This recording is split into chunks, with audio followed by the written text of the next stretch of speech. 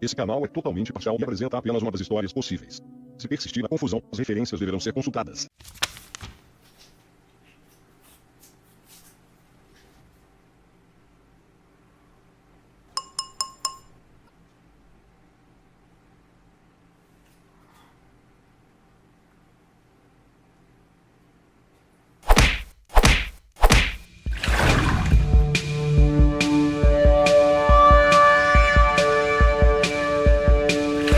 Gostaram da minha performance? Essa performance eu chamo neutralidade científica. É bom ver como a arte impulsiona a vida das pessoas, não é mesmo? Olá, me chamo Brigitte Chubarrota e o vídeo de hoje, como você já deve ter visto no título, é para comentar uma polêmica que aconteceu na última semana. O Átila, biólogo, pesquisador e garoto propaganda da Shell agora, tem feito alguns vídeos da Shell. E algumas pessoas com bom senso notaram uma certa contradição nisso. E como algumas pessoas não conseguiram entender por que é contraditório um divulgador científico fazer propaganda para a Shell e outras empresas de petróleo, para isso eu preparei esse vídeo. E hoje vamos comentar um pouquinho sobre aquele que é tratado como o pai do negacionismo, que é o negacionismo climático. Então hoje eu trouxe para vocês aqui basicamente um resumo. Então vamos para o esquema. Bom, primeiro de tudo que eu quero trazer para vocês é que tudo que eu falar aqui eu trouxe desse report chamado Denial, Disinformation and Doublespeak.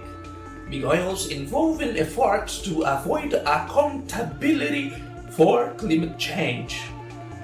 Isso aqui foi uma pesquisa, uma investigação feita por algumas pessoas democratas da política, que trampam mesmo com a política, não são só políticos, mas recebem, enfim, democratas nos Estados Unidos, investigando essa relação entre negacionismo, desinformação e doublespeak relacionada com as Big Oils. Big Oils aqui sendo o nome genérico que dá para as grandes empresas que extraem petróleo e enchem o rabo de dinheiro com isso. Então, dito da onde eu estou tirando isso, que não é do meu rabo só, vamos lá. Aqui entram algumas das Big Oils, as principais. Então aqui a gente tem a Exxon, Chevron, Shell, BP, American Petroleum Institute e a Chamber. E muito do que eu falar aqui é relacionado com muitas delas, quando não com todas. E eu trouxe alguns exemplos específicos da Shell, porque está em voga e vamos falar especificamente dela porque é sim. Primeiro de tudo, eu trouxe aqui, segundo de tudo, eu trouxe uma linha do tempo para estudarmos um pouquinho como o negacionismo climático foi se desenvolvendo. O primeiro ponto aqui de parada é no ano de 1959, quando um cientista nuclear, Edward Teller, fez parte de um simpósio financiado pela API, que é American Petroleum Institute. E aqui nesse simpósio ele trouxe a informação e a relação entre o CO2, o gás carbônico da queima de combustíveis fósseis, e o derretimento das calotas de gelo, e como isso aumentaria o nível do mar.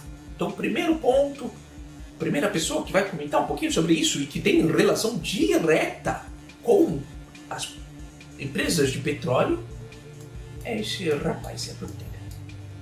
Então a gente sabe aqui que desde 1959 as empresas de petróleo já sabem sobre as mudanças climáticas decorrentes da emissão de gases do efeito estufa pelas pessoas. Pelas pessoas, em específico, aquela galera com mais renda, enfim. Isso a gente já tem vídeo aqui no canal falando sobre isso. Você pode clicar em algum lugar. Eu nunca sei onde que é. Clica. Aí depois você assiste e aí, enfim. Aqui novos estudos mostram e aprofundam essa relação da queima de combustíveis fósseis e o aumento dos níveis de gás carbônico e como isso vai aumentar a temperatura global. Aqui já tem várias questões com relação ao efeito estufa e coisas do tipo. Na década de 1970, chegamos num ponto em que não é mais questionado se as mudanças climáticas vão acontecer ou estavam acontecendo, mas sim o quão rápido e o quão ruim essa mudança climática seria. Esses eram os principais questionamentos desse período já dentro dessas empresas. E aí chegamos em 1979 com a Exxon, e aqui alguns trabalhos vão mostrar sobre como a tendência no consumo de combustíveis fósseis seria responsável pelo desenvolvimento de efeitos ambientais dramáticos até antes mesmo de 2050. E isso aqui, 79. Próximo ano, 1988. Onde a Exxon começa uma campanha negacionista de tudo isso, o que foi levantado por pesquisadoras e pesquisadores dentro dos seus próprios simpósios e dos seus próprios centros de pesquisa. E aqui eles focavam muito nessa noção de uma incerteza nas conclusões científicas que relacionavam o aumento do efeito estufa e a emissão de gases por conta de petróleo, carvão, gás, enfim, combustíveis fósseis no geral. Em 1989 é criada a Global Climate Coalition, que é basicamente o nome de um grupinho das Big Oils, basicamente para ficar metendo louco e continuar investindo no negacionismo climático. E em 1997 temos o Protocolo de Kyoto, e aqui esse Global Climate Coalition já começa a se opor à entrada dos Estados Unidos no Protocolo de Kyoto. E aqui chegamos de 2010 até os dias de hoje. Nesse período, essas empresas já passaram a assumir que tinham esforços para negar as mudanças climáticas. Só que ao mesmo tempo, continuam negando. Não é bonito isso? Então, falavam, no passado nós negamos as mudanças climáticas, a relação dos de gás de efeito estufa, pipipipopopó. Só que como eles basicamente mudaram a forma como isso acontecia. Então, enquanto era algo mais direto, negando a existência dessa relação, aqui entramos no chamado double speak, que eu não tenho ideia se existe uma tradução em português, mas eu chamo de migué. Aqui não negam diretamente, mas ao mesmo tempo vão colocando informações contraditórias e vão, enquanto ajuda, vai agredindo, sabe? Aquela mesma mão que afaga, a mão que agride, não sei, deve ser um negócio assim. E aqui entram as promessas, em especial essas três empresas aqui, Shell, a Exxon e a Chevron, colocaram como promessa a noção de que eles seguiriam o Acordo de Paris, e nesse Acordo de Paris, em específico, o ponto sobre as emissões chegarem ao zero, emissões de gás de efeito estufa, até o ano de 2050. E usam isso aqui basicamente como marketing. E aí vão lá e se enrolam e se cobrem numa linguagem verde e vão se mascarando e vão falando, nossa, olha como somos preocupados com o meio ambiente. Só que, em específico com a Shell, então as outras empresas também têm todos esses problemas, mas há outros problemas específicos aqui. Exemplos pontuais da Shell. Em 2018, pessoas de dentro da Shell começam a duvidar sobre o acordo e sugerem uma mudança dessa data para 2070. Em 2020, o economista-chefe apontou sobre basicamente como a companhia vai continuar extraindo o máximo de petróleo, de gases, pelo máximo tempo que conseguir. Agora, outros migués, temos a forma como se relacionam com as políticas de redução de emissões dos gases. Esses dois pontos aqui, o primeiro que seria a organização entre essas próprias empresas para fazer um lobby contra a legislação e as regulações que tentavam empurrar essa redução desses gases por meio de legislação, além de também lançarem candidatos, no geral, que vão se opor diretamente a isso. Vocês acham que alguém financiado pelas Big Oils se colocaria a favor da legislação que prejudica essas empresas? E por fim, temos as tecnologias de baixo carbono, que muitas dessas empresas trazem como a solução e sobre como são incríveis, porque fazem produtos da tecnologia de baixo carbono.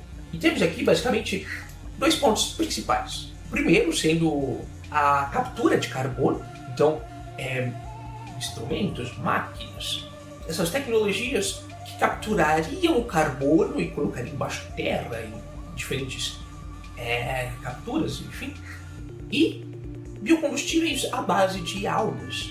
Só que enquanto eles jogam isso como são incríveis porque fazem isso, ao mesmo tempo tem um baixo investimento nisso. Em 2022, para vocês terem uma noção, 0,02% da energia da Shell partiu de fontes renováveis.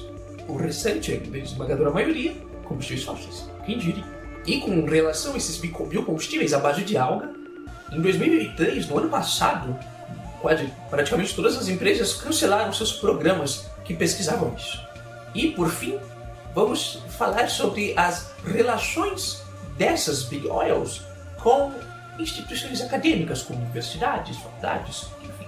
6 empresas dessas Big Oils, e a Shell no meio, gastaram aproximadamente 700 milhões de dólares em programas de pesquisa entre os anos de 2010 e 2020. E levantamentos realizados mostram como esses centros de pesquisa, que são fundados por esse interesse no combustível fóssil, são mais favoráveis ao aumento da utilização de gás natural, que é uma fonte de gases de efeito estufa muito bem documentado pela ciência, no lugar de investir de fato em energia renovável.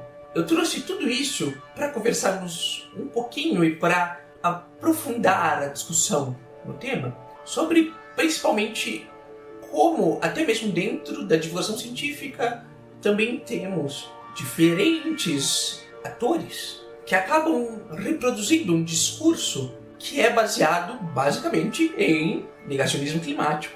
Então, a primeira coisa que é importante falar aqui, que já falei em vários outros vídeos do canal, é que a ciência não é neutra. A divulgação científica, muito menos. Na divulgação científica, escolhemos o que trazemos para o público, ao mesmo tempo que também trazemos muitas coisas baseadas na nossa ideologia, que não necessariamente vai ser algo intencional. Só que aqui nesse canal já deixamos bem óbvio quais são as nossas bases ideológicas, no lugar de ficar fingindo que existe uma neutralidade. E é muito importante não seguirmos esse papo de neutralidade, porque esse discurso serve basicamente para manipulação. Então, veja bem, eu estou falando aqui que Átila está intencionalmente manipulando o seu público por fazer uma publi da Shell, mas no final das contas está sendo uma pecinha sendo movimentada por eles dentro de todo esse histórico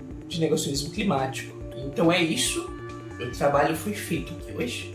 Solto essa bomba para vocês e me voe. E parafraseando Chico Mendes, que disse que ecologia sem luta de classes é jardinagem, digo para vocês que divulgação científica sem luta de classes é verbete de curiosidade. Um beijo de luz.